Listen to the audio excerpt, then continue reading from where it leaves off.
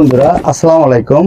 আমরা উপস্থিত হয়েছি একটি গ্রামে, যেখানে একটি ছোট্ট ক্ষেতের মধ্যে একটি গৃহিণী তার সবুজের স্বপ্ন ফলিয়েছে।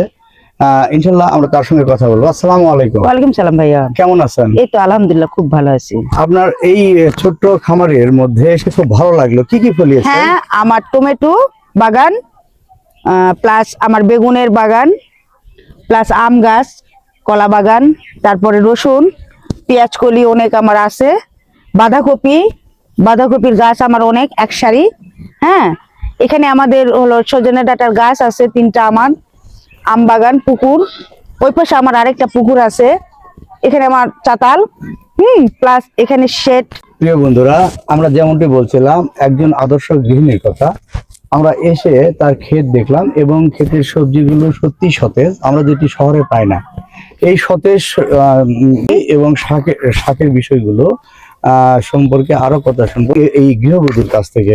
আচ্ছা, আপনি যে সবজি ফলান, এতে তো আপনার দৈনন্দিন পুষ্টি চাহিদা পূর্ণ হয়? হ্যাঁ, অনেক হয়। আমার এখানে বতুয়া শাক আছে, পালং শাক আছে, প্লাস ধনিয়া পাতা আছে, আমার এখানে সরিষার শাক, প্রচুর শাকসবজি, অনেক পুষ্টিকর খাবার আমার, এবং আমার হাতে গড়া এগুলো সবকিছু সবজি। আচ্ছা, আপনি এই সবজিগুলো যে উৎপাদন করেন, এগুলো শুধু আপনার পরিবারের চাহিদাই মেটান না বিক্রিও করেন? না, আমি কখনো আলাদাভাবে কখনো আমি বিক্রির ইয়েতে যাইনি।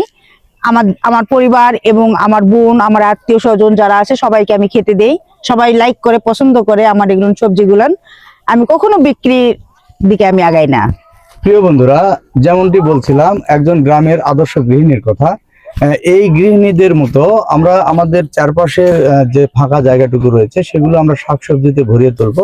ইনশাল্লাহ আমাদের দৈনন্দিন পুষ্টি চাহিদার পাশাপাশি আমাদের বাড়তি আয়েরও একটি মাধ্যম তৈরি হবে, এবং নিজের আত্মীয়দের আমরা বিভিন্ন সময়ে বিভিন্ন মাধ্যমে আমরা বিভিন্ন উপঢৌকন পাঠাই বা বিভিন্ন অনুষ্ঠানে। কিন্তু আমি যে বিষয়টি আপনাদের জানাচ্ছি সে বিষয়টি হচ্ছে, আমাদের গ্রাম বাংলায় বা আমাদের ফাঁকা জায়গায় আমরা যদি এভাবে শাক সবজির ক্ষেত যদি আমরা গড়ে তুলি, তাহলে এই সবজিগুলো আমাদের আত্মীয় স্বজন, পাড়া প্রতিবেশীদের আমরা উপঢৌকন বা উপহার হিসাবে পাঠাতে পারবো।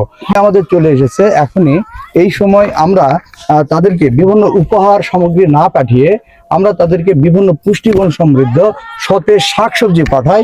এইভাবে আমাদের ছোট্ট পরিবর্তন থেকে বড় পরিবর্তনের সূচনা হবে, এই আশাবাদ ব্যক্ত করে সুজলা সফলা ভবিষ্যতের আশা রেখে আজকের পর্ব এখানে শেষ করছি। ধন্যবাদ ভাই, ধন্যবাদ সবাই।